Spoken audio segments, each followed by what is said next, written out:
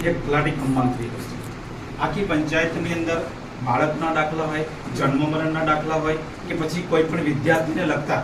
જે પણ પુરાવાની માંગણી હોય, તો આટલા બધી મોટી સંખ્યામાં બે જૂથ ગ્રામ પંચાયતના લોકો એટલા માટે અહીંયા આવ્યા છે કે એમના બાળકો શિક્ષણ લે છે,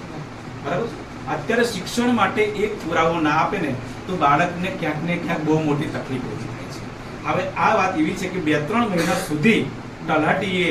આ જેટલા પણ જે આપણી સાથે લોકો આવ્યા છે, બે જૂથ ગ્રામ પંચાયતના લોકોને આ બાળકોના પણ દાખલા નથી આપ્યા, જન્મ મરણના। આજની તારીખમાં વારસાઈનો જે યુગ ચાલે છે, તો મરણનો દાખલો ના આપે તેમની વારસાઈ કેવી રીતે થશે? આ વારસાઈ નહીં થશે તો જે વાલીને જાતિનું પ્રમાણપત્ર મેળવવું હશે તો એ વિદ્યાર્થી માટે કેવી રીતે જાતિનું પ્રમાણ મેળવી શકે? તો આ તલાટીએ 3 મહિના સુધી આટલા બધા લોકો જે આવ્યા છે એમને